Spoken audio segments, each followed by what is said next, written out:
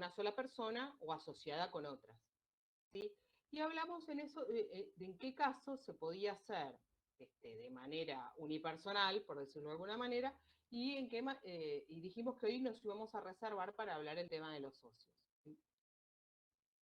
Cuando hablamos de una actividad unipersonal, nombramos, por ejemplo, a los productores de seguros, nombramos también a los profesionales. Y en ese caso, hicimos también una salvedad en cuanto a que un profesional que trabaja por su cuenta podía quedar excluido de esta ley si aportaba una caja profesional. ¿Sí? Ese es uno de los ejemplos de actividad unipersonal. Ahora, cuando yo les comentaba esto de la actividad de una persona que le hace por cuenta propia, pero asociada con otros, dije, bueno, acá nos vamos a encontrar con algunas situaciones, que son las que vamos a ver hoy. Y que la ley no las define de la mejor manera en el artículo 2, porque es bastante confusa la redacción.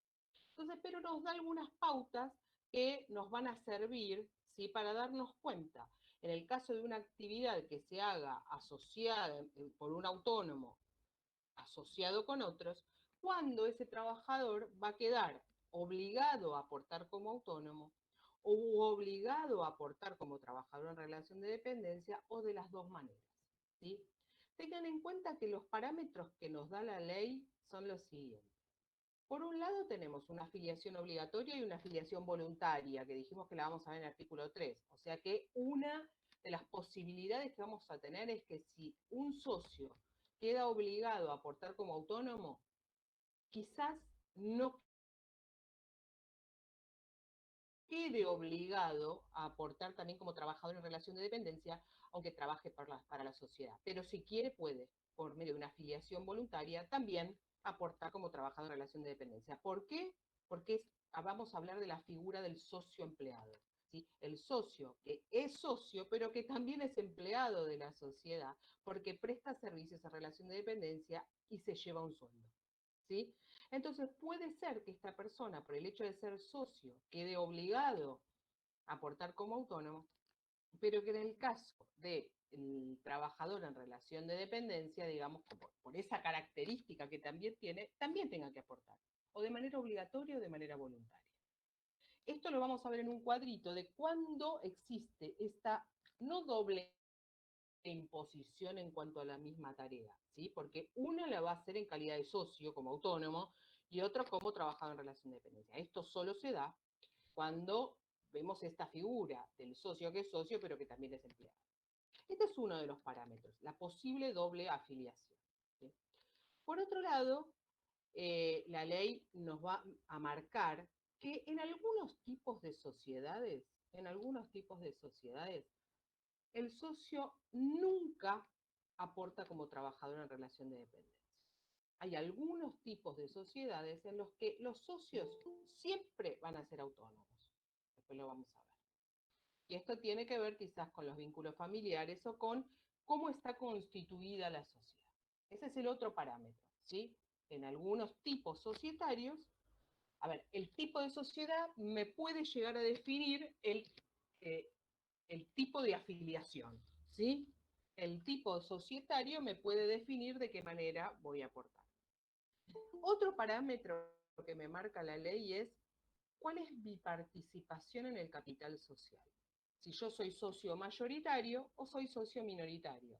Si no todos, puede suceder que no todos los socios de una sociedad tengan la misma participación en la sociedad. Si no hayan, por ejemplo, aportado todos el mismo capital o uno tenga más acciones que otro, ¿sí?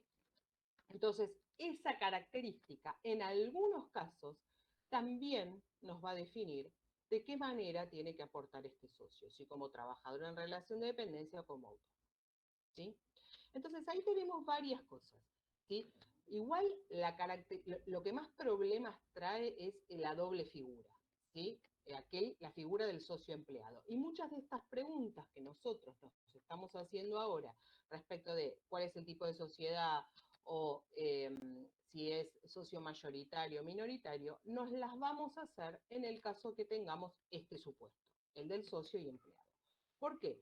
Porque en principio, cuando el socio es solo socio, en general aporta siempre como autónomo. esta doble o esta dualidad que vamos a ver, la vamos a tener cuando tengamos ese doble carácter, ¿sí? El socio, que puede ser que dirija la sociedad, la administre, como dice el artículo 2 de la 24241 cuando definen los autónomos, pero que también tiene un sueldo o también presta servicios en relación de dependencia. Muy bien. Entonces, tenemos que tener en claro, en principio, cuándo es autónomo. Cuándo un trabajador es autónomo para la ley 24241. Y ahí el artículo 2 dice todo aquel que dirija, administre, espera que voy a mirar el artículo, como dice acá. Tengo acá la pantalla.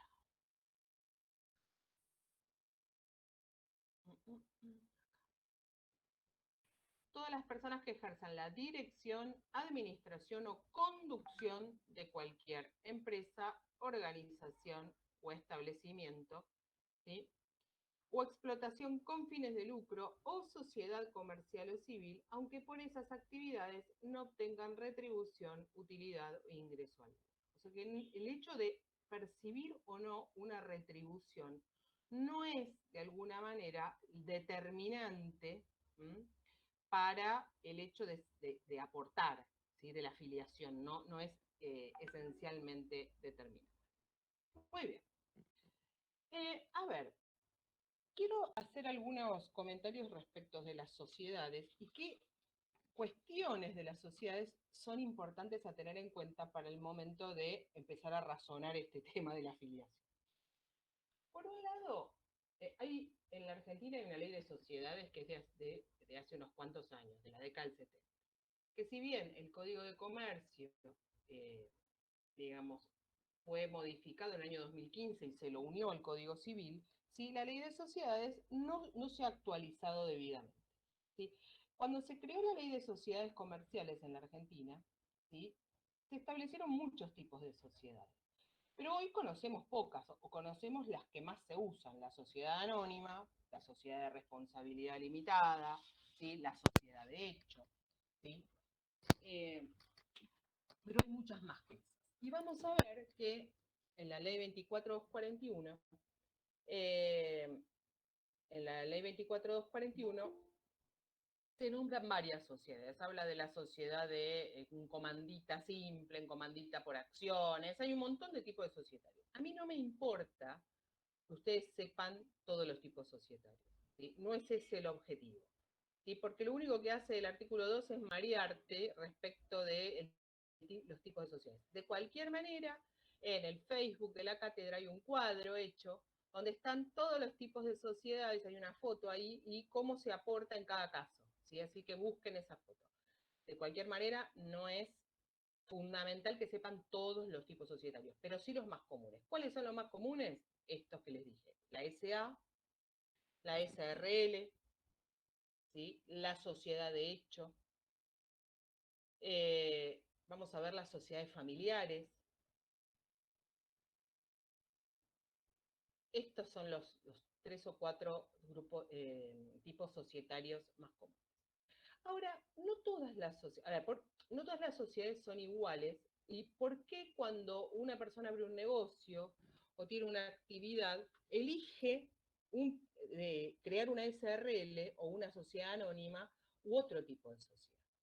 Esto tiene mucho que ver con, no la actividad que haga, sino que cuán grande es su emprendimiento, ¿sí? ¿Por qué? Porque hay tipos de sociedades que se utilizan cuando la sociedad tiene muchos socios. Por ejemplo, la sociedad anónima. Es un tipo de sociedad que se elige cuando hay una gran cantidad de socios y no me importa quiénes son, o pierdo de vista quiénes son. Por eso se llama anónima, ¿sí? Porque la figura de quiénes son los socios no es importante. ¿Mm? Por eso se llama así. En la SRL, ¿sí?, también es un tipo de sociedad muy usado, ¿sí? Ustedes vieron que muchos logos de los negocios dicen, o de empresa, la misma facturación, atrás ponen SRL, Sociedad de Responsabilidad Limitada. La sociedad de responsabilidad limitada es un tipo societario muy usado que sirve, sea para muchos socios o para pocos socios. Y lo que la caracteriza es justamente que que integran la sociedad tienen una responsabilidad limitada hasta el dinero que pusieron. Quiere decir que si la sociedad, eh, por el patrimonio de la organización y no con su propio patrimonio, ¿se entiende? La responsabilidad es solidaria, pero no es mancomunada, como dicen la ley. Esto quiere decir que yo respondo por el patrimonio de la sociedad, pero yo no respondo con mi casa si quiebra la sociedad o con mi auto, ¿se entiende? Con mis bienes personales, ¿sí? Eh, por eso es responsabilidad limitada. Estos tipos de sociedades, como la sociedad anónima, la sociedad de responsabilidad limitada y otras, no son sociedades que yo decido hoy constituirlas y mañana, bueno muchachos, vamos a armar una SA, vamos a armar una SRL, ya está, firmamos un papelito entre nosotros y ya está. No, para su constitución y para su disolución, tienen un trámite en la Inspección General de Justicia y hay que cumplir determinadas normas que tienen que ver con hacer un contrato constitutivo en donde se va a fijar un estatuto, se va a decir quiénes son los socios, qué participación tiene cada uno, si esta sociedad es con acciones o sin acciones, si cotiza en bolsa o no cotiza, ¿sí? Pero hay todo un trámite que se hace, donde se deja sentado no solo la actividad de la sociedad, sino todo lo que tiene que ver con la parte formal. Estos tipos de sociedades tienen entonces un procedimiento para constituirse y un procedimiento para disolverse. Pero a su vez, estas, al ser más sofisticados, lo que tienen es como una división de poderes adentro de cada sociedad. Quiere decir que hay socios, ¿sí?, que van a ejercer la dirección de la sociedad, ¿sí?, y otros que no. Quiere decir que no todos los socios son iguales, por decirlo de alguna manera. Porque hay socios que van a dirigir, que van a mandar, que por ejemplo el director de una sociedad anónima, y no todos van a ser socios directores de la sociedad anónima, otros van a ser solo socios. ¿Se entiende? Que van a participar, pero no van a dirigir. Entonces, ojo, porque ese dato a mí me sirve. ¿Por qué? Porque yo sé que la ley me dice que para saber cómo tiene que aportar cada uno, y si dirige, administra, va a ser siempre va a ser siempre autónomo, ¿se entiende? Pero quiere decir que en estos tipos de sociedades me tengo que fijar qué tipo de socio tengo para saber cómo va a aportar. Dice la junta directiva, no se llama así, es como una junta directiva, es verdad, pero no es así. De acuerdo al tipo de sociedad, los órganos que la conducen, ¿sí?, tienen nombres diferentes. Por ejemplo, en una sociedad anónima vamos a tener el directorio, que es como el poder ejecutivo, ¿sí? Vamos a tener a la asamblea, que es como el Congreso, ¿se entiende? Y un consejo de vigilancia que va a ser como su poder judicial. Tiene como una división donde está muy marcado, ¿sí?, cuáles son los organismos, cuáles son los roles. Por lo tanto, vieron que a veces salen publicados en el diario cuando se convoca una asamblea en una sociedad anónima. ¿Por qué? Porque como son sociedades que tienen tantos socios, ¿sí?, tienen que salir a convocar a la asamblea en un medio masivo para que los socios se enteren, porque quizás esos socios solo tienen una participación, no trabajan en la sociedad. ¿Se entiende? Es gente que pone plata en diferentes sociedades porque es capitalista, ¿sí? Tiene participación. Con esto que les quiero mostrar, en la SRL pasa algo parecido, no es tan sofisticado como la SA, pero también tienen socios gerentes y socios no gerentes. ¿Mm? Quiere decir que los socios gerentes van a ser los que dirigen, por decirlo de alguna manera, y los otros no. Entonces acá yo ya tengo un principio de definición de que estos socios gerentes, como son los que administran, dirigen, siempre van a ser autónomos, ¿sí? Ahora, si esos socios gerentes, que yo sé que sí o sí por el hecho de dirigir la sociedad son autónomos, y me tengo que fijar si también trabajan en la sociedad, porque probablemente esos que mandan, pero también trabajen, también tengan que aportar como trabajadores en relación de dependencia. ¿Se entiende? Sin embargo, este tipo de diferenciación en una sociedad que no es tan sofisticada no la tengo que hacer. Por ejemplo, en una sociedad de hecho, la sociedad de hecho es una figura societaria que se utiliza normalmente para emprendimientos más chicos, ¿sí?, donde son pocos socios. Y no tiene que constituirse en la Inspección General de Justicia, o sea, no tiene toda esta tramitación que tendría un SA o un SRL. Así como es fácil de constituir, es fácil de disolver. No tiene un contrato constitutivo, nada. Vos te registras tu sociedad de hecho en la FIP, ponés los nombres de los socios y la actividad y ya. ¿Se entiende? Entonces acá todos los socios son iguales. Acá no me importa saber quién manda o no, porque en una sociedad de hecho, no hay una división de roles. Puede haber adentro una división de roles, decir, bueno, vos sos el que se dedica a cobrar y yo soy el que se dedica a trabajar. Pero digo, a los fines legales es lo mismo. Entonces acá no tengo que fijarme cuál va a ser el parámetro para saber, en este caso, en el que los socios son todos iguales a los fines del derecho previsional, cómo van a aportar. ¿Se entiende? Y acá nos vamos a tener que empezar a hacer algunas preguntas. Acá entran en juego la variable de si es el socio mayoritario o no, si es una sociedad de familia o no, ¿sí? Si hace tareas en relación de dependencia. ¿Estamos más o menos hasta acá? ¿Mm? Y después vamos Sí, a ver, profe. bueno, vamos a ver el tema de las cooperativas. Lo fundamental que ustedes tienen que poder hacer es razonar este cuadrito que yo les voy a dar. Así que a mí me sirve de ejemplo para que ustedes puedan entender de alguna manera lo que dice el artículo 2, que lo dice de una manera pésima. No sé si esta es la mejor manera, pero es la mejor que yo encontré para explicar el tema, ¿sí? No me importan todos los tipos societarios, pero sí que sepan conceptualmente esto de cuándo se aporta de una manera y cuándo de otra. Bueno, voy a empezar con a compartir pantalla, ¿sí? Tengan en cuenta que no es... tengo el cuadrito. Tengo el cuadrito. Oh, oh, no lo abrí. Un momentito, ¿eh? Que quizás lo cerro. Ahora lo abro. Parece que cerré el archivo.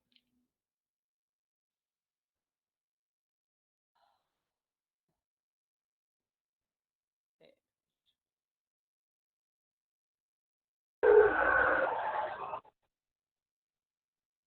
un momentito.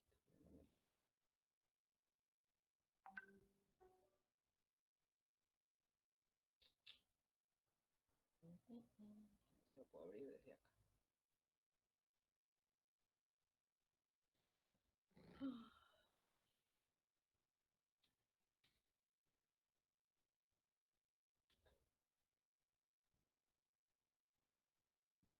Ahí está. A ver si puedo compartir.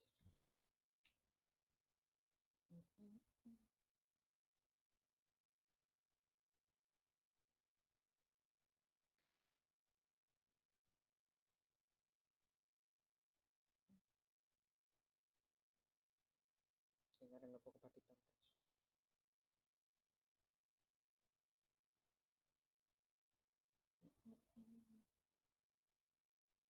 Ah, no me deja compartir.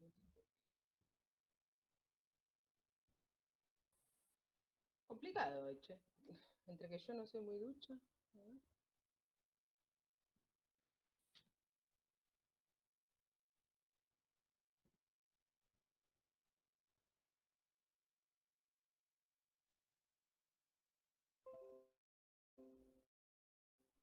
Bueno, ahora voy a ver si puedo compartir el dibujo.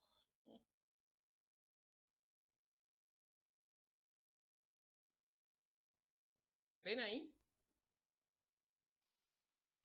Sí, se ve un poco pequeño, pero se ve. Bueno, a ver si lo puedo agrandar un poquito. Porque no era la intención compartirlo así, pero bueno. Bueno, ahí un poquito mejor, ¿no? Bueno, igual si no lo voy corriendo un poquito. Bueno, acá tenemos un cuadro donde nos habla de la figura del socio empleado. Y yo lo que voy a hacer es leerles como una especie de introducción a este cuadro. Fíjense ustedes que esto es como lo que se llamaba el diagrama de flujo, ¿no? Donde tenemos ciertas preguntas que se contestan. Profe, perdón, somos varios que no lo vemos, menos. No, yo tampoco, profe. ¿Que no ven por qué? ¿Porque está chiquito o no ve? ¿O no Se ve me como su parece- pantalla emite. Pantalla negra, no se ve nada. A ver, Quedó como colgada. Uy, a ver, esperen que voy a salir porque capaz que es la conexión. A ver, voy a hacerlo de nuevo. ¿Sí? A ver, vamos de nuevo. Un momentito. A ver. Voy a tratar de volver. ¿Me ven a mí ahora? ¿Sí? A ver, Sí. voy de nuevo. Voy de nuevo a ver si puedo. Sí, a ver. A ver.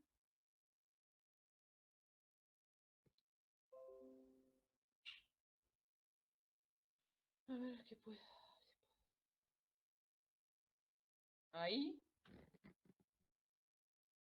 ¿No? No, yo no. No, profe, tampoco. Vamos de nuevo. Ya lo vamos a lograr, ya lo vamos. A ver, voy a tratar de nuevo. Hoy es un día complicado.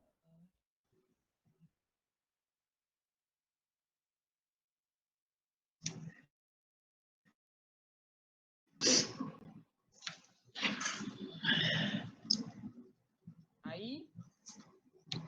Sí, sí, ahí sí.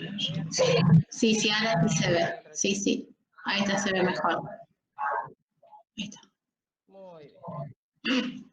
Bueno, la cuestión es que tienen un diagrama, ¿sí? Donde ustedes ven preguntas que se contestan. Si voy hacia un lado, sí, del otro lado, no, y nos van llevando, de acuerdo a la respuesta, al paso siguiente. Es como un juego, ¿sí? Bueno, siempre tenemos que pensar, ¿sí?, que estas preguntas que nos las hacemos en el ámbito del derecho previsional y no en el ámbito del derecho laboral. O sea, ¿para qué me pregunto yo, ¿sí?, si esta persona tiene relación de dependencia o no? No es para saber si está bien que la tenga o no, si tiene la dependencia económica, técnica o no. ¿Se entiende? No quiero definir la existencia o no de relación de dependencia por otra razón que no sea para saber cómo va a aportar. ¿Estamos?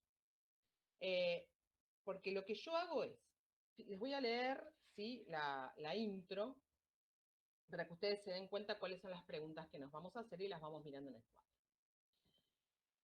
El último párrafo, ¿sí?, del artículo 2, inciso A de la ley, introduce el tratamiento a seguir en el caso de los socios en relación de dependencia y remite al inciso D. Este es un artículo que yo saqué de una revista y que como final tiene el cuadrito que yo les acabo de poner. Dice, en el mismo y en un orden no estructurado, de acuerdo a nuestra óptica, dice el autor, se establecen las condiciones por las cuales se considerará a los socios incluidos en uno o en otro inciso, en el A o en B, o sea, en relación de dependencia o autónomo, aclaración que debió ser efectuada a través de la reglamentación. Este artículo 2 de la ley 24.241 fue reglamentado después por el decreto 433 del 94, que es ese mismo decreto el que reglamentó qué pasaba en el caso de las actividades dudosas. ¿Se acuerdan el otro día que hablábamos del fletero? Bueno, cómo definir si una actividad entra en relación de dependencia o no. Bueno, este mismo decreto, el 433 del 94, estableció algunas de estas cuestiones para los socios. Y dice, tanto la ley 24.241 como el decreto 433 del 94 evalúan las siguientes situaciones a fin de producir el encuadramiento del caso. 1. Si el socio realiza tareas en relación de dependencia en la sociedad. Fíjense el cuadrito que eso es donde yo puse 1. Esta es la primera pregunta. 2. Si el socio forma parte del órgano de conducción de la sociedad. ¿Sí? Estamos acá. 3. Si el socio tiene menos de 55 años. D, o 4, vamos para este lado, si su participación en el capital alcanza determinados parámetros, o sea, si es mayoritario o no. Y si la sociedad, ¿sí?, de la que participa es de un determinado tipo, ¿sí?, de un determinado tipo legal, si es una sociedad irregular, si es una sociedad civil, si es una sociedad de hecho, si es una sociedad de familia, si es una sociedad de comandita, ¿sí?, el tipo societario. ¿Sí? Establecidas estas cuestiones, ¿sí?, la ley decide entonces 4 encuadramientos. Y en tal sentido va a determinar, por un lado, el encuadramiento que le dé si va a ser obligatorio o voluntario. O sea, por un lado vamos a definir con todas estas preguntas si va a haber una afiliación obligatoria o va a haber una afiliación voluntaria. Y por otro lado, si esa afiliación obligatoria o voluntaria va a ser en relación de dependencia o como autónomo, ¿sí?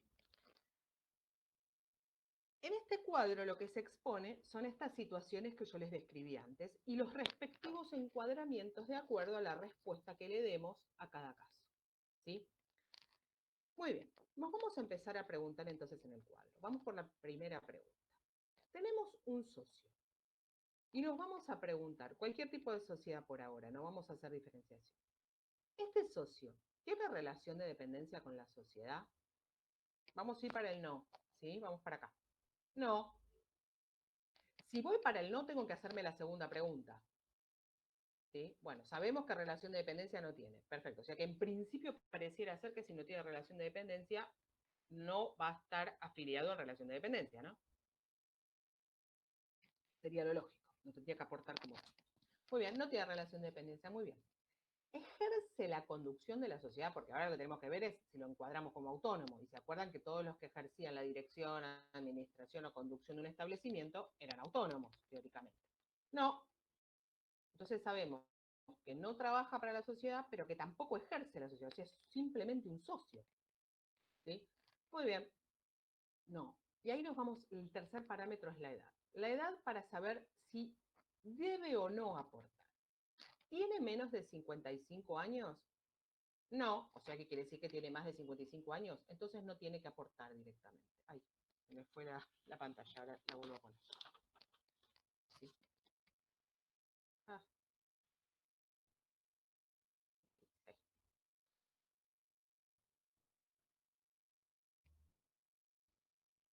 Hago unos líos yo. Bueno, queda excluido del CIPA. ¿Sí? Muy bien. Ahora, ¿por qué si tiene más de 55 años no va a aportar? Si nunca tuvo aportes antes, chicos, la verdad que empezar a aportar a los 55 años no está exigido en ningún artículo de la ley, porque la realidad es que la cantidad de aportes sería tan poca que no alcanzaría prácticamente para tener ningún beneficio. ¿Sí? Y aparte, por el solo hecho de estar en una sociedad no implica necesariamente que tenga un sueldo. ¿Sí? Así que no está obligado a aportar por este rol de socio. Si tiene otro trabajo, sí. ¿Sí? Tendrá que aportar en el otro trabajo. Me voy a ir a hacerle una respuesta diferente. Voy a volver al inicio, ¿sí? Me voy a volver a preguntar. ¿Este socio tiene relación de dependencia con la sociedad? No. Perfecto. ¿Ejerce la conducción de la empresa? Sí. Entonces va a aportar como autónomo. ¿Por qué? Porque la ley dice que todo aquel que dirija una empresa va a aportar como autónomo. ¿Se entiende? Entonces, un socio que no tiene relación de dependencia con la sociedad, pero sí la conduce, por ejemplo, en una SRL es un socio gerente, sabemos que sí o sí va a ser autónomo. Ahora, voy de nuevo para este lado. Señor socio, ¿usted tiene relación de dependencia con la sociedad? No. Señor, ¿usted ejerce la conducción de la empresa? No. Ah, de nuevo. ¿Se me va? Ah. ¿Por qué hago lío? Señor, ¿usted tiene menos de 55 años? Sí, entonces usted va a ser autónomo voluntario. ¿Sí? ¿Por qué? Si usted es un socio que no tiene relación de dependencia con la sociedad, tampoco la conduce, pero tiene una edad donde usted puede llegar a obtener un beneficio previsional, usted se va a tener que afiliar voluntariamente como autónomo. Voy a dejar de compartir pantalla un segundito.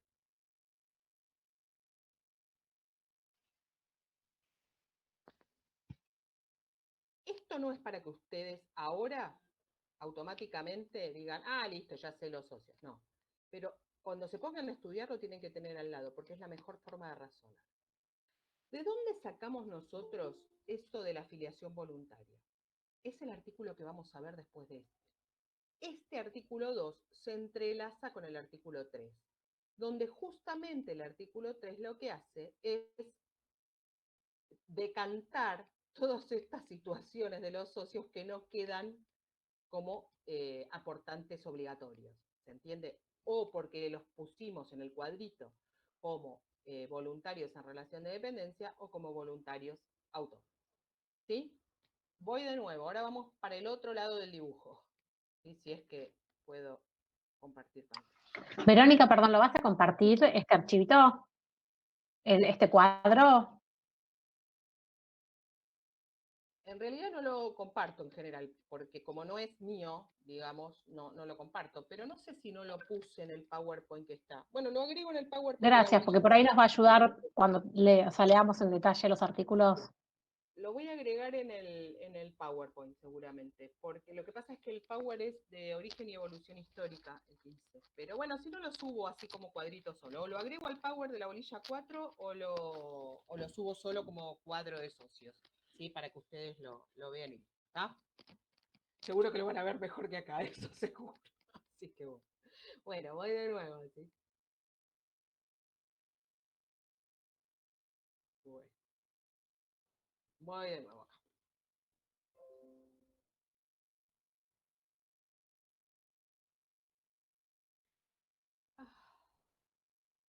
Muy bien. Me voy para acá ahora, ¿sí? Muy bien, señor socio. ¿Usted tiene relación de dependencia con la sociedad? Sí. Ah, entonces yo ya puedo definir que usted va a aportar como empleado de relación de dependencia. No, no. Momento. Si la respuesta es sí, que este socio tiene relación de dependencia con la sociedad, voy a hacer una segunda pregunta. Así como acá con el no también iba a hacer la segunda pregunta y iba mirando, de acuerdo a la respuesta, pasaba al paso siguiente. Bueno, acá pasa lo mismo. La segunda pregunta es, ¿qué tipo de sociedad es la que usted tiene relación de dependencia, la que usted está trabajando más que relación de dependencia? ¿Es una sociedad de familia? ¿Es una sociedad irregular? ¿Es una sociedad de hecho? Entonces yo acá tengo algunas pautas. Por ejemplo, si la respuesta es, mire, yo trabajo en una sociedad que es de mi familia. Muy bien, entonces si usted trabaja en una sociedad que es de familia, usted va a ser autónomo obligatorio. ¿Pero cómo? Si yo trabajo en relación de dependencia con la sociedad, sí, pero en una sociedad de familia nunca se presume la relación de dependencia entre familiares. Por eso, todos aquellos socios que a pesar de trabajar en una sociedad, integren una sociedad de familia, esa sociedad sea de familia, nunca van a aportar como trabajadores en relación de dependencia, sino como autónomos. ¿Sí? Entonces acá lo que define el tipo de afiliación no es la relación de dependencia. ¿Sí? Lo que define la situación es el tipo de sociedad. Está bien, usted me va a decir, entonces, ¿para qué le hice esta pregunta? Porque yo estoy hablando de la figura del socio empleado acá. Si el socio fuera socio solo, ¿sí? Y está en una sociedad de familia, siempre sería autónomo también. Pero ahora estamos analizando aquel socio que sí tiene relación de dependencia porque quiero ver el tema de la doble afiliación. ¿Sí? Muy bien. Vamos a suponer que no es una sociedad de familia. Dice, bueno, a ver, señor socio, ¿usted tiene relación de dependencia con la sociedad? Sí. Muy bien, ¿y usted integra alguno de estos tipos de sociedades? Sí, una sociedad de hecho. Ah, entonces usted es autónomo. ¿Por qué? Pero si yo trabajo en la sociedad, sí. Pero ¿sabe lo que pasa? En esta sociedad todos los socios son iguales. Y cuando todos los socios son iguales, porque no estamos ante un tipo de sociedad donde tenemos un órgano de dirección, un órgano consultivo, una asamblea, todos son iguales. Y al ser todos iguales, no importa si usted es en relación de dependencia o autónomo. ¿Sí? Usted es autónomo. No se presume la relación de dependencia. Al ser todos de la misma categoría, son todos autónomos. ¿Tá?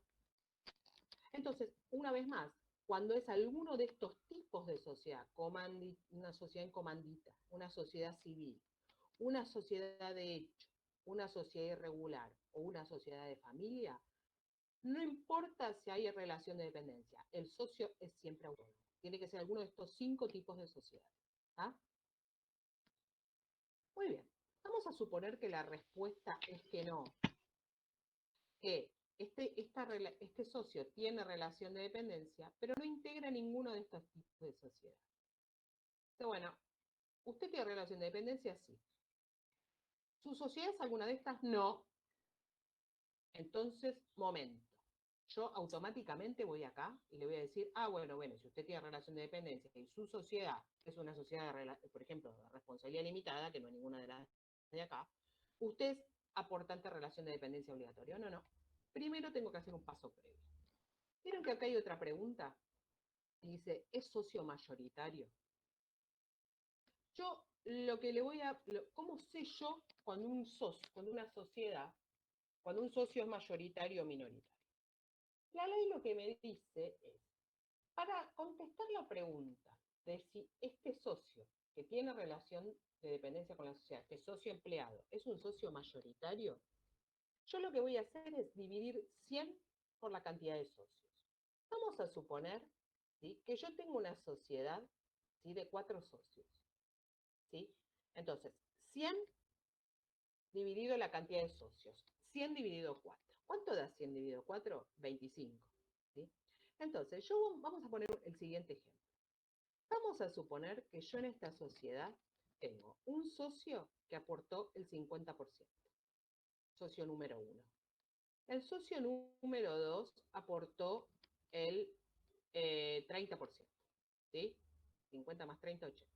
Y otros 2 socios que aportaron el 10% cada uno. ¿Sí? 50, 30, 10 y 10. ¿Está? Tenemos 4 socios, uno tiene el 50% de la participación en la sociedad, otro el 30, otro el 10 y otro el 10. 4 socios. 100 dividido 4 me da 25. ¿Sí? Los socios mayoritarios van a ser los que tengan una participación igual o mayor a 25. O sea que, en este caso, los socios mayoritarios van a ser los que tengan el 50 y el 30. Y van a ser los socios minoritarios todos aquellos que tengan menos de 25. O sea, ¿qué es lo que me define la existencia de un socio mayoritario o minoritario? Esta cuenta, 100 dividido la cantidad de socios. Todos los que estén por encima de ese resultado son mayoritarios, todos los que estén por debajo de ese resultado son minoritarios. Vuelvo a repetir el ejemplo. Tenemos una sociedad de 4 socios. 100 dividido estos 4 socios me da 25%. Del 100% del capital social dividido la cantidad de socios me da 25. Si yo tengo socios que aportaron, que tienen una participación en el capital social igual o mayor a 25, son socios mayoritarios. Si tienen una participación menor a 25, en este caso que el resultado, son socios minoritarios. Entonces la pregunta será, usted me dijo que tiene relación de dependencia con la sociedad. Sí, quiere decir que usted trabaja en la sociedad. Perfecto. ¿Es socio mayoritario? No. ¿Por qué? Porque era uno de los socios del 10%. Entonces usted va a aportar como empleado en relación de dependencia. Muy bien. Hagamos al revés. Señor socio, usted me dijo que tenía relación de dependencia con la sociedad. ¿Usted es socio mayoritario? Sí, yo soy el que tiene el 50%. Perfecto. Sí. Entonces usted va a aportar como autónomo. Y si quiere, va a aportar voluntario. Ven acá, voluntario, relación de dependencia, obligatorio, autónomo.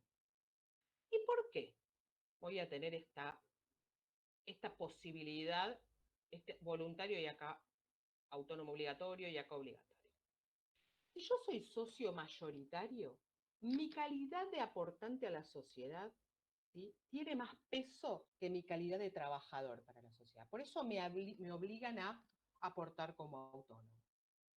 Pero si quiero, también por ese sueldo que yo tengo en la sociedad, puedo ser afiliado en relación de dependencia voluntaria. ¿Y por qué voy a querer aportar como autónomo de acuerdo a mi participación en el capital social y también en relación de dependencia? Y porque quizás quiero tener una jubilación más alta. Y al tener un aporte doble, que no es por lo mismo, esto es por el solo hecho de ser socio mayoritario y esto es por trabajar en la sociedad, ¿me entiende? Voy a tener una jubilación mayor. Acá lo mismo. Que la respuesta había sido que no era socio mayoritario, sino minoritario, en este caso tiene más peso, ¿sí? Al tener poca participación en el capital social, tiene más peso su calidad de trabajador en la sociedad que su calidad de socio. O sea, es más importante lo que se lleva por mes de sueldo que las utilidades que le generan, los resultados y las utilidades que le genera la sociedad como socio, como accionista, ¿sí? Si tuviera acciones.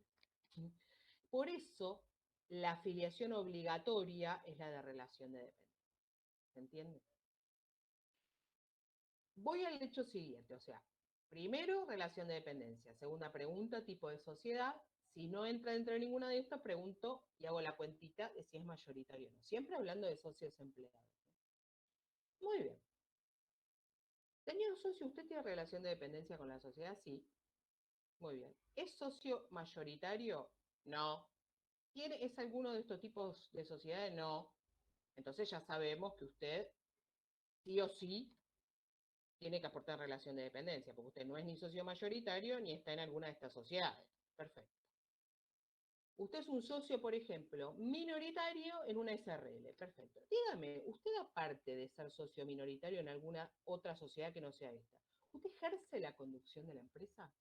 Sí, también, yo soy uno de las que le dije, pues yo soy socio gerente, pero también trabajo en la sociedad. Ah, entonces, bueno, usted va a aportar también como trabajador autónomo. O sea, por su calidad de socio minoritario, por ese sueldo que usted se lleva de su trabajo todos los meses en la sociedad, de socio empleado, va a aportar como trabajador en relación de dependencia. Pero como usted ejerce la conducción de la sociedad, también tiene que aportar como autónomo. ¿Sí? Ahora, si no ejerciera la conducción de la sociedad, sería autónomo voluntario, que es lo mismo que acá, ¿sí? Esto de antes. Acá pesaba más su calidad de trabajador en la sociedad y por eso quedaba obligado, ¿sí?, a aportar como trabajador en relación de dependencia, que es su calidad de socio. Pero, si quiere, puede aportar voluntariamente como autónomo.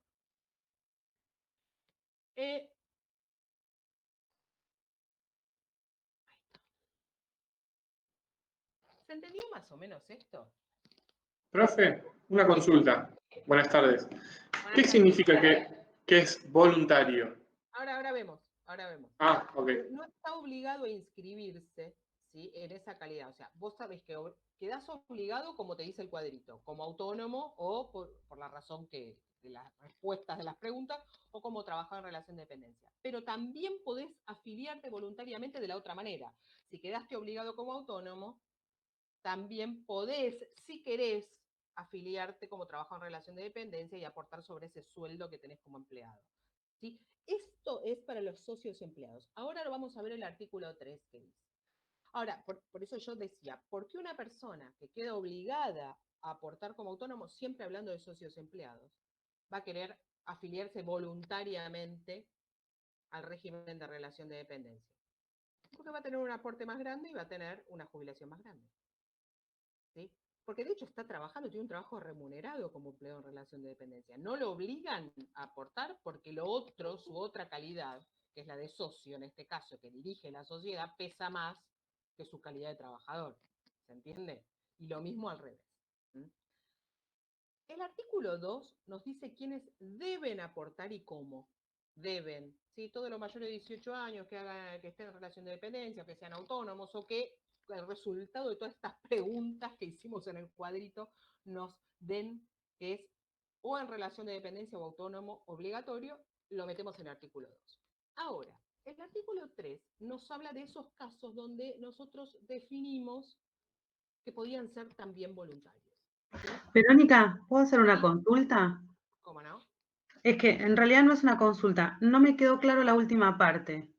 Es decir, vos sos, estoy en el cuadrito de arriba, sos, digamos, no sos ni mayoritario, ni de familia, etcétera, etcétera. Entonces, tenés una relación de dependencia obligatorio, ¿no? Sí. Perfecto. Sí. Bien, entonces haces tu aporte por la relación de dependencia, tu aporte y contribución. Después, ahora, ejerces la conducción de la empresa, ¿no es cierto? Y También. ahí tenés un sí y un no. El sí te hace autónomo obligatorio, además. Claro, porque también Eso ejerce es la lo que no conducción de la entendí. Esa sociedad. es la parte que me mareó.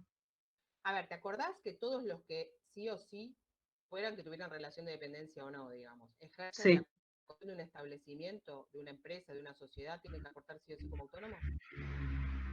sí. Entonces acá no me importa si es empleo en relación de dependencia, si aparte, ¿sí?, ejerce la conducción de la sociedad, sí o sí por esa razón solamente, así no fuera empleo en relación de dependencia de la sociedad, tiene que aportar como autónomo. Es un Perfecto. socio gerente de una SRL. En Ok, este caso en particular tenemos que este señor, aparte de dirigir la sociedad, también trabaja en la sociedad y con el sueldo de la sociedad. ok. Y como ese sueldo en realidad, a ver, las tres características son, él cobra un sueldo, es socio minoritario, ¿sí? O sea que su calidad de socio no pesa tanto como su calidad de trabajador, ¿sí? Tiene relación de dependencia, es socio minoritario y no es ninguna de esas sociedades que están ahí. Es una SRL con un socio minoritario que a su vez trabaja en la sociedad y tiene un sueldo. ¿Sí? Socio gerente minoritario que trabaja en la sociedad de una SRL. ¿Sí? Ok. Muy bien. Como es minoritario, ¿sí? Pesa más su calidad de trabajador que su calidad de socio. Por lo tanto, por esa razón, va a aportar como trabajador en relación de dependencia, sobre su sueldo. Y la sociedad como empleadora hará la contribución. ¿Sí? Ahora, este socio minoritario, ¿sí? Que su capital social no pesa como el del socio mayoritario. ¿Por qué? Porque es más importante que él sea trabajador, en este caso tiene más incidencia eso que su calidad de socio, también ejerce la dirección de la sociedad. Y por el solo hecho de ejercer la dirección de la sociedad, él manda, y como manda, es autónomo. También. ¿Se entiende? Sí, sí. Para algunas cosas pesa más, para lo otro pesa más su calidad de trabajador en relación de dependencia, para obligarlo, ¿sí?, a aportar relación de dependencia, pero sí o sí lo tengo que encuadrar como autónomo por el hecho de dirigir. Si él no Claro, dirigiera, ¿se entiende? entendí. Por eso me parece sumamente importante razonarlo con el cuadro, porque si uno esto lo tiene que hacer de otra manera, me parece que es complicado, ¿viste? Con Si uno China. no lo piensa así. ¿Está? Muy bien. Todos estos supuestos obligatorios, donde dice obligatorios, son del artículo 2. ¿Mm? Donde si yo trabajo, ¿sí?, en alguna de esas condiciones que dice ahí, y me dice que soy obligatorio, sí o sí tengo que aportar a la 24241 con los porcentajes correspondientes. Ahora, el artículo 3 nos habla de la afiliación voluntaria. La afiliación voluntaria tiene, en algunos casos, eh, este descarte del artículo 2, estos puntas del cuadrito donde nosotros vimos que este socio que de repente quedaba encuadrado como autónomo porque dirigía la sociedad, pero no quedaba obligatoriamente encuadrado en relación de dependencia porque su rol de trabajador no era tan importante como el de socio, ¿sí?, porque era un socio mayoritario, si quiere, por el solo hecho de tener esta relación de dependencia, aunque no sea lo que lo define dentro de la sociedad, puede también aportar en relación de dependencia. Y lo mismo al revés. Si nosotros tuviéramos un socio que digamos que la incidencia más grande de su figura tiene que ver con el hecho de dirigir o de ser el trabajador en relación de dependencia de la sociedad, ¿sí?, pero a su vez es socio, ¿podría él quedar encuadrado voluntariamente como autónomo? Sí, pero no lo puedo obligar porque él no es el que dirige. ¿Se entiende?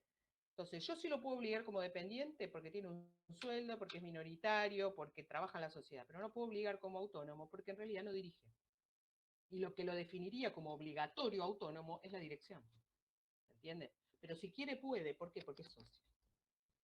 Entonces, el artículo 3 nos habla de algunos de estos casos, ¿sí?, y de otros casos. Y el más importante para mí es el último inciso. Dice el artículo 3, la incorporación al SIPA, dice SIGIP, pero es SIPA, es voluntaria para las personas mayores de 18 años de edad, que a continuación se detalla.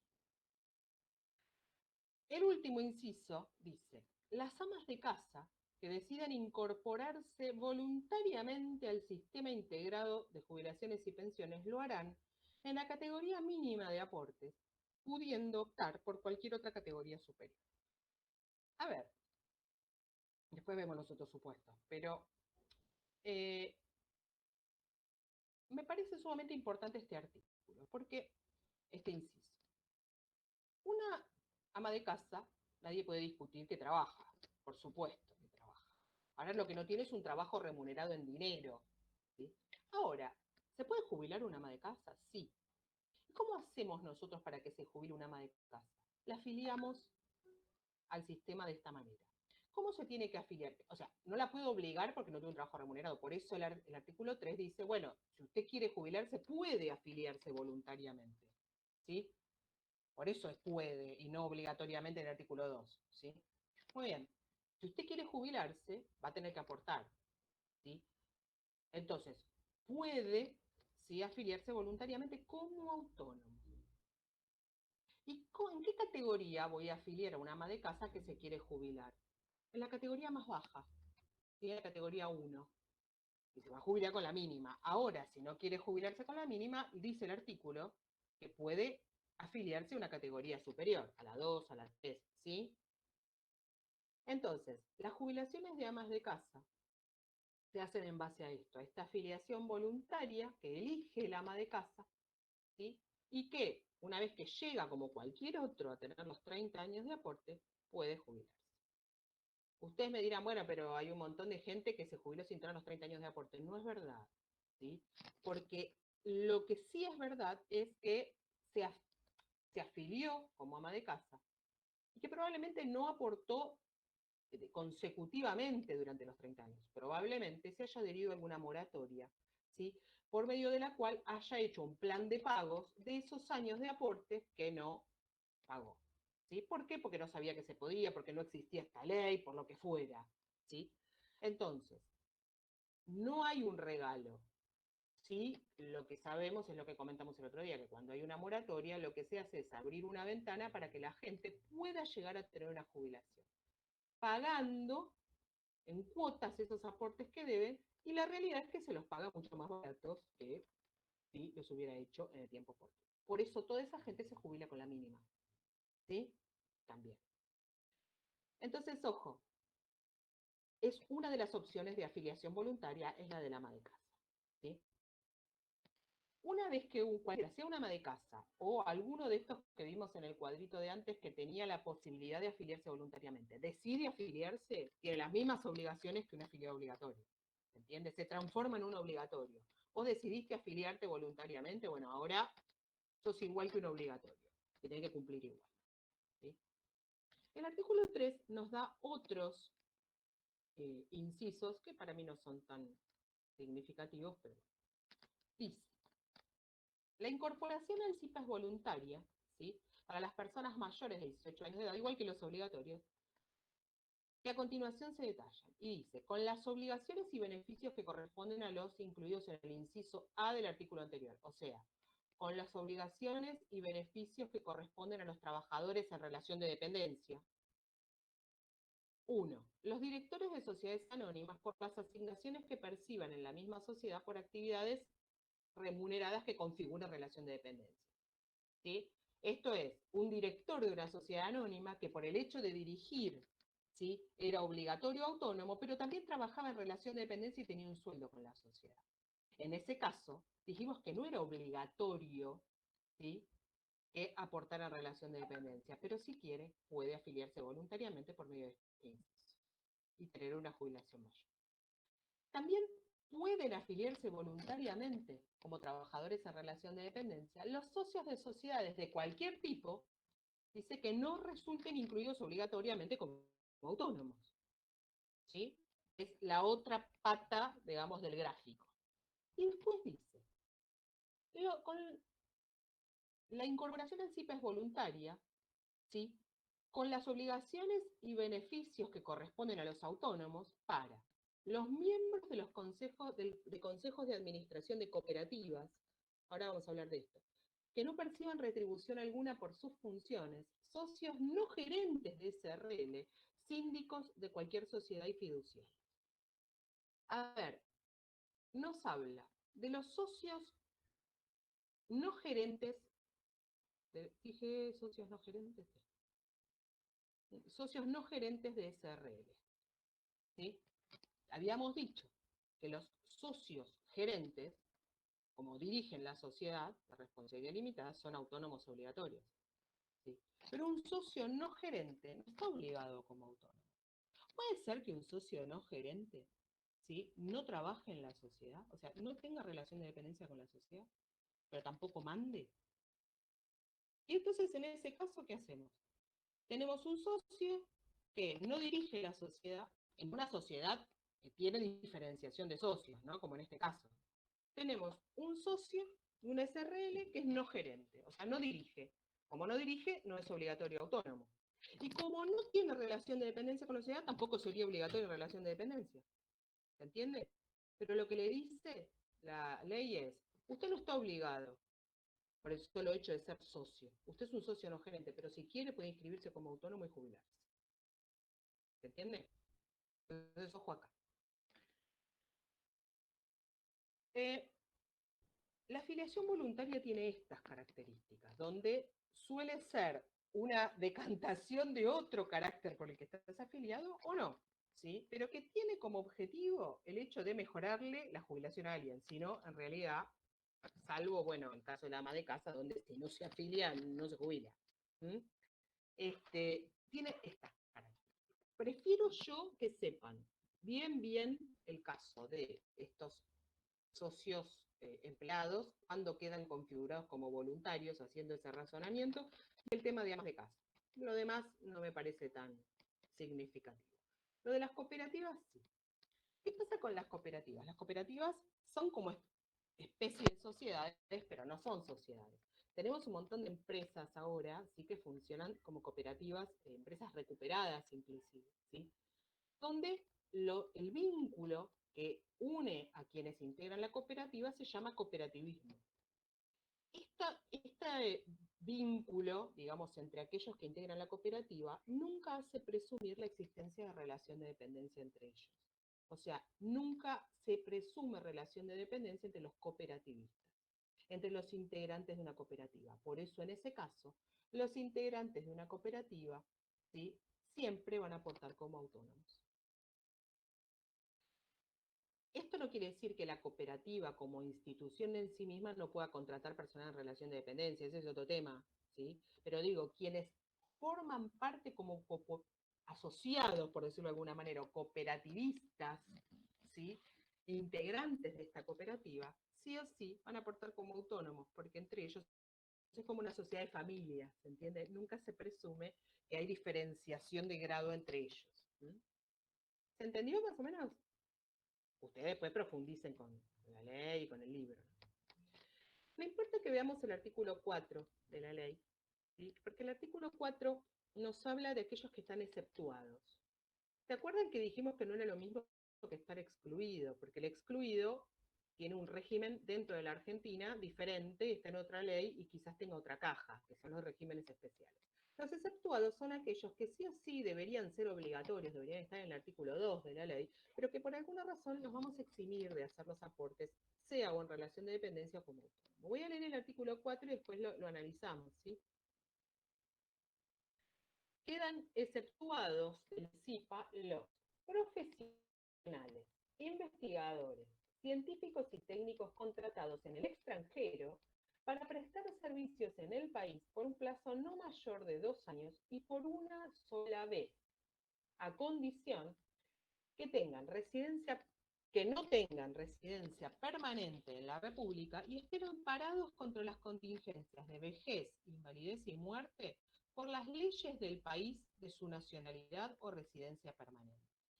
La solicitud de exención deberá ser formulada ante la autoridad de aplicación por el interesado o su empleador. La precedente exención no impedirá la afiliación a este sistema si el contratado y el empleador manifestaren su voluntad expresa en tal sentido, o aquel efectúe su propio aporte y la contribución correspondiente al empleador. Lo que quiere decir es lo siguiente. Tenemos el caso de profesionales, científicos o técnicos o investigadores, dice, ¿no? ¿También? No me acuerdo. Sí. Profesionales, investigadores, científicos y técnicos. 4 categorías de trabajadores, ¿sí? Profesionales, investigadores, científicos y técnicos. Contratados en el exterior para venir a trabajar acá por 2 años. 2 años y por una sola vez no renovable. Un contrato por 2 años. ¿Sí? Profesionales, técnicos, científicos, investigadores contratados en el extranjero para venir a trabajar a la Argentina por 2 años y no más de 2 años y no renovable, ¿sí? ¿Pueden no aportar a la 24241? Sí, pueden, los podemos exceptuar. ¿Cuándo? Dice, a condición de que no tengan residencia permanente en la Argentina, o sea, no tienen que tener residencia acá, y estén amparados contra las contingencias de vejez, invalidez y muerte por las leyes de su país de origen. ¿Sí? Estos 4 tipos de trabajadores que son contratados por 2 años y por única vez en el exterior para venir a trabajar acá. Un profesor de un instituto de inglés que viene del exterior a trabajar al Wall Street Institute o donde quieran, ¿sí? Por ejemplo. puede pedir no hacer aportes acá, sino seguir haciéndolos a su país, sí, siempre que demuestre que, no sé, en Gran Bretaña o en Estados Unidos, de donde venga, tiene protección contra las contingencias de vejez, invalidez y muerte. ¿Qué quiere decir? Que si se llega a accidentar acá, se puede jubilar por invalidez allá, que si llega a cumplir la edad jubilatoria, se tiene que jubilar allá, y que se llega a morir acá, ¿sí? Sus parientes van a cobrar la pensión allá, ¿se entiende? Entonces, en esos casos donde pueden demostrar que no residen habitualmente acá, no tienen domicilio acá permanente, y que tienen, ¿sí?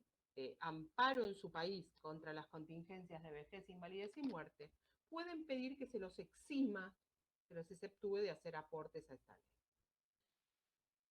Esta exención funciona siempre y cuando la pida o el trabajador o el empleador ante el ANSES, ¿sí? Esa es la autoridad de aplicación donde hay que pedir, ¿sí? La exención. Y ANSES la admite o la deniega, ¿sí? Si ANSES denegara esta exención, tienen la posibilidad de recurrir a la justicia, ¿sí? Como pasó con los profesores de los institutos de inglés, que ANSES les denegó su exención de aportes y vinieron a la justicia que nosotros le hiciéramos lugar a lo que dispone el artículo 4 y le libramos los exhortos correspondientes a los países de origen para verificar que tuvieran la protección contra las contingencias de vejez, invalidez y muerte en esos países, ¿sí? Entonces, ojo con esto. Se tienen que cumplir todas las condiciones, ¿sí? Lo del plazo, lo de no tener domicilio, lo de que es por única vez, y estos 4 tipos de trabajadores. Al final del artículo hay una nota que dice que se amplía a 4 años el plazo. Ojo, que eso no es para todos, es para una empresa en particular que está en la ley que menciona ahí. La regla son 2 años para todos, salvo para los que están en esa empresa que dice acá la ley. Dice, por artículo 5 de la ley 26.566, se amplía a 4 años respecto del personal indicado en el primer párrafo del artículo 4 de esa ley, de la 26.566, ¿sí? O sea, no es para todos, para el personal que está en la 26.566. Es 2 años, salvo para el personal de esa ley, que es 4 años, ¿está? Ojo, no se confundan, porque después preguntamos en el examen, dicen, no, 4 años, no, son 2. Salvo que me nombren el personal de esa ley. ¿Estamos más o menos hasta acá? Muy bien. Esto sería más que nada lo que se refiere a la bolilla cuando dice ámbito de aplicación personal de la ley 24.241, ¿sí? Esto es, nos llevó bastante tiempo porque es un punto complicado, pero vale la pena detenerse para ver todas estas diferenciaciones de los excluidos, los exceptuados, lo voluntario, lo obligatorio, ¿sí? Con esto cerraríamos un poquito lo que es la bolilla 4, si bien ya vimos algún puntito de la bolilla 6, porque creo que esto está en la 6, y vamos a ver un poquito de financiamiento de la ley 24.241, que no es lo mismo que vieron con Federico, sino que esto es estrictamente en el financiamiento del SIPA, ¿sí? Financiamiento del SIPA, del sistema previsional, no de la seguridad social. Acá no vamos a ver los tributos fiscales, ni parafiscales, ni nada de eso. Cuando vemos un poquito de esto, igual lo vamos a terminar de ver el lunes, donde ahí vamos a cerrar lo que es financiamiento, regímenes especiales y diferenciales, y ya el miércoles ustedes van a empezar a ver las prestaciones por vejez, o sea, van a empezar a ver jubilación, ¿sí? Requisitos, cómo se determina la haber y todo esto. Por un profesor que hasta ahora no tuvieron, ¿sí? Se llama Juan Bautista. Bueno, el lunes 26 tienen conmigo. Para ver el tema del financiamiento, nosotros lo que vamos a tener que hacer es definir primero el concepto de remuneración. O sea, los artículos que vamos a necesitar de la ley son a partir del artículo 6, ¿sí?, de la ley, hasta el artículo 11 inclusive, ¿sí? Y vamos a necesitar 3 artículos, ¿sí?, de la ley de contrato de trabajo. El artículo 103 bis, 105 y 223 bis. 103 bis, 105 y 223 bis. 223 bis. Esos 3 artículos de la ley de contrato de trabajo. para complementar con estos de la ley 24. A ver, cuando nosotros hablamos de financiamiento, que sería la bolilla 5, no sé si ya la puse visible en el campus, me acuerdo que puse lo de, hoy puse visible lo que dio Di Lorenzo, eso sí, lo de la bolilla 0, pero no me acuerdo si puse esto, si no lo hago en un ratito. Tenemos que ver qué son los aportes y qué son las contribuciones. ¿Alguno me podría definir qué son los aportes? Así con sus palabras.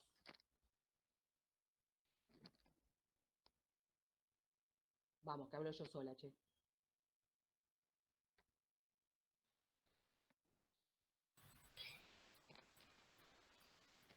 Es la suma que los trabajadores dan, o no brindar, pero dan al Estado para la seguridad social, y las contribuciones son los de los empleadores, perdón. Muy bien, perfecto. Más o menos medio. No, está muy bien con sus palabras. Entonces, los aportes son sumas de dinero, ¿sí? Que el trabajador, a ver, el trabajador le brinda, o que el trabajador está obligado, ¿sí?, a destinar al sistema previsional, ¿sí?, por el solo hecho de tener una actividad remunerada. ¿Y por qué digo el trabajador? Porque no hablamos solamente del trabajador en relación de dependencia, también hablamos del autónomo. Entonces son las sumas de dinero que los trabajadores destinan al sistema previsional por el solo hecho de tener un trabajo remunerado, sea en relación de dependencia o autónomo. Las contribuciones son las sumas de dinero que destina, ¿sí?, el empleador al sistema previsional, con fundamento en la circunstancia de tener personal a cargo. O sea, por el solo hecho de tener personal a cargo, tiene que contribuir, ¿sí?, por cada uno de esos trabajadores al sistema previsional. Los aportes y las contribuciones se hacen en función, si hablamos de trabajadores en relación de dependencia, se hacen en función de una remuneración, de una base imponible. Vamos a ver ahora con el concepto de remuneración, digamos, qué conceptos, valga la redundancia, son remunerativos, o sea, tienen descuentos para jubilación, y cuáles no. En cambio, el trabajador autónomo, el parámetro, ¿sí?, o la base imponible que va a tener es la categoría o la renta correspondiente a la categoría a la que pertenece, ¿sí? O sea, el aporte se calcula sobre la renta de la categoría, es un porcentaje de la renta imponible correspondiente a la categoría a la que él está afiliado. Cada categoría, ¿sí?, la 1, la 2, la 3, la 4, la 5, de acuerdo a la que yo esté afiliado como autónomo, tiene una renta, que sería como si fuera el sueldo del trabajador en relación de dependencia. Sobre ese monto de esa renta se hacen los aportes. ¿Cuánto aporta un trabajador en relación de dependencia, chicos? ¿Se acuerdan qué porcentaje? Para jubilación, ¿no? Para el sistema previsional. Un 11. 11. Bien, correcto. Un 11%. ¿Y el empleador cuánto contribuye? ¿Se acuerdan? 16. Correcto, un 16. Esto quiere decir que un autónomo aporta el 11 más el 16. Porque no tiene empleador. O sea, en el caso de un trabajador en relación de dependencia, al trabajador se le descuenta el 11% de su nómina salarial, de su remuneración. Ahora vamos a ver. Y por otro lado, sobre esa misma base, sobre esa misma remuneración, el empleador va a calcular el 16% de contribución. En el caso del autónomo, como no tiene empleador, tanto el 11 como el 16, o sea, el 27% lo pone de su bolsillo y lo calcula sobre el monto de la categoría al que está afiliado. ¿Se entiende? O sea, es 11 más 16, 27 puntos. En ambos casos hay una base imponible, ¿sí? Uno es la remuneración y en el otro caso la renta de la categoría. Muy bien. Los aportes y las contribuciones tienen ciertas características comunes. Por un lado, son obligatorios, ¿sí? O sea, yo no elijo si hago o no aportes, en todo caso. Si ya estoy afiliado, ¿Sí? ¿Se acuerdan que si yo me afiliaba voluntariamente y decidí afiliarme, quedaba asimilado a los obligatorios también? Así que el aporte es obligatorio. Toda persona que trabaja, sea en relación de dependencia o como autónomo, tiene que aportar. No es opción. No aporto, me llevo la plata a casa. No hay opción. No hay opción de, bueno, aporto un poco y me llevo el otro porcentaje a casa. Tampoco. ¿Sí? Los aportes son obligatorios. Son forzosos. ¿Sí? Son no conmutativos. No conmutativos. Quiere decir que el solo hecho de aportar no me garantiza que me vaya a jubilar. ¿Por qué? Porque para jubilarme, para obtener un beneficio previsional, tengo que cumplir todos los requisitos, no solamente el del aporte, la edad también, por ejemplo. Entonces, los aportes y contribuciones son no conmutativos. El solo hecho de hacer aportes, como algo único, no garantiza la obtención de un beneficio. Por ejemplo, en el caso de una pensión, si un trabajador muere sin haberse jubilado, ¿sí? Muere joven, pero no hizo aportes regularmente, sus derechohabientes o familiares no van a tener derecho a pensión. ¿Se entiende? O sea, el aporte por sí mismo solo no me garantiza obtener un beneficio. ¿Sí? Ahora, si no lo hago, menos lo voy a obtener, ¿no? Y por otro lado, se dice, en realidad, que el común denominador también de los aportes y contribuciones son que son redistributivos de la riqueza. ¿Por qué? Porque son solidarios, ¿se acuerdan? Entonces, los aportes y contribuciones son solidarios. Esto ya hablamos del régimen de reparto, de lo que es el principio de solidaridad y de qué manera opera esta solidaridad. Entonces, los aportes y contribuciones son obligatorios, son no conmutativos, son solidarios y redistributivos de la riqueza. ¿Sí? Esas son como las 4 características principales de los aportes y contribuciones. Vamos a ir al artículo 6 de la ley, donde nos define a los fines del sistema previsional, y nada más que a los fines del sistema previsional, que es remuneración. Esto quiere decir que puede haber una diferencia con el concepto de remuneración que tenemos en la ley de contrato de trabajo. ¿Sí? Porque no es, acá solo yo voy a definir la remuneración para saber sobre qué debo hacer aportes y sobre qué no. ¿Sí? Leo el artículo 6, ¿sí? Y después lo analizamos en algunas cositas que quizás traen dificultad.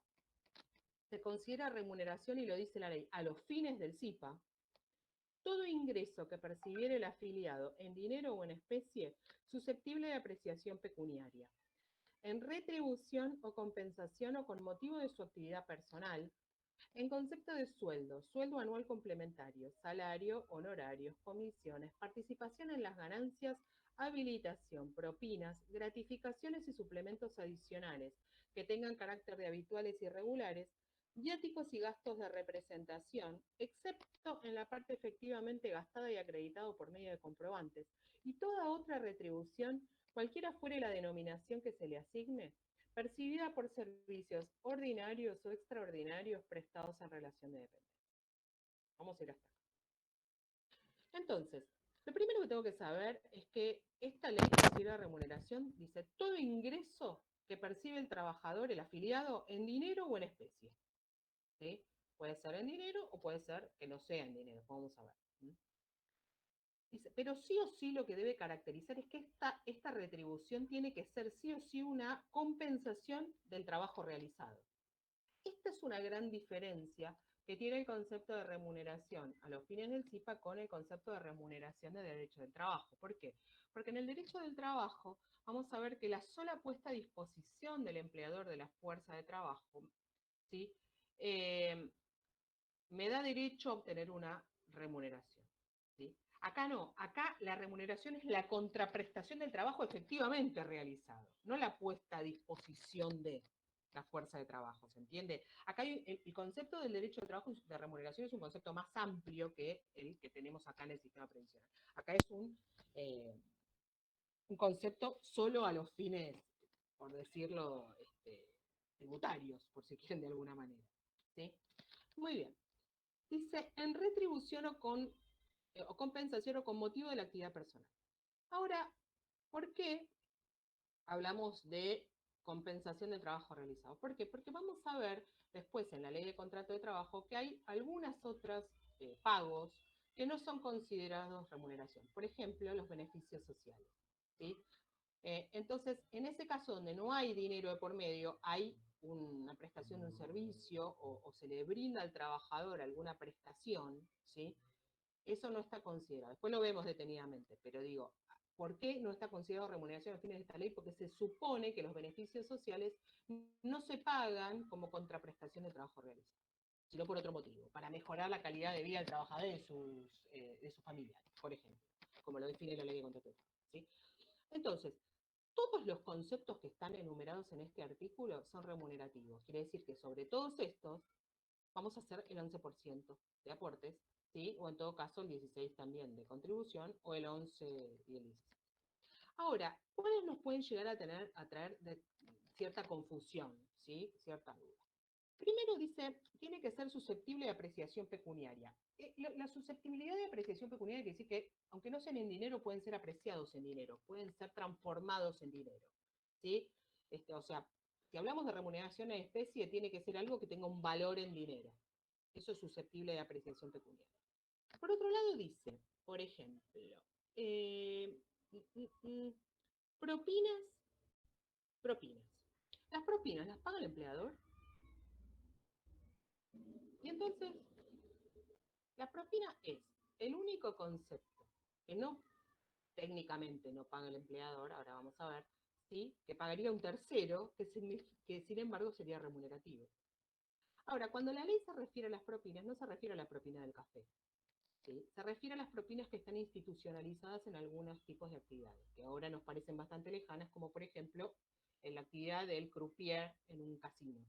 En los casinos, ¿sí? La propina está institucionalizada y es parte del sueldo de los trabajadores. Se les paga por mes un porcentaje X de dinero en propinas, ¿se entiende? Entonces, si bien técnicamente la propina está financiada con lo que aportan terceros y no el empleador, digamos, no es un concepto, no es algo que saldría técnicamente del bolsillo del empleador, la propina que está institucionalizada como tal y lo que se paga en tal concepto a los trabajadores en determinadas actividades es remunerativo. Sobre eso también hay que hacer aporte, ¿sí?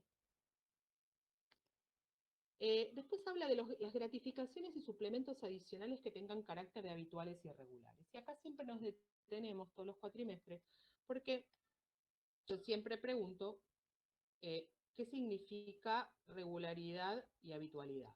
O sea, qué tiempo, qué periodicidad de tiempo tiene que tener el pago para transformarse en algo habitual y regular. O sea, cuando un concepto es habitual, una gratificación o un suplemento es habitual y regular. Cuando se paga cada cuánto, por ejemplo.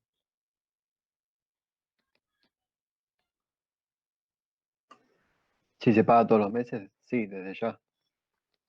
Ahí sería, ¿sí? ¿Y si no fuera todos los meses? Y por ejemplo, los bonus que se pagan anuales están sujetos. ¿Y si un ¿O año no? se ¿O dejan no? de pagar? ¿Dejan de ser habituales?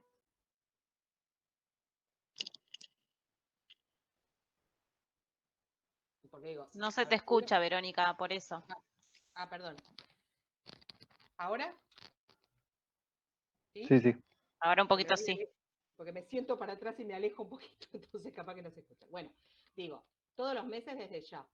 Digo, me dicen una vez al año, ¿sí? Los bonos que se pagan una vez al año. Muy bien, se pagan todos los años, pero un año no se paga. Entonces, ¿esos bonos dejan de ser habituales y regulares? Porque si una No. vez al año es habitual, sí. Una vez al año habitualmente me lo pagan. Pero un año no me lo pagan. Y entonces, al del año siguiente, ¿tienen obligación de hacer el aporte? No son preguntas, Sí. tienen que tener una respuesta unívoca, ¿eh? Digo, todos los meses es habitual y regular. Una vez al año también. ¿Y si me lo pagan cada 2 meses?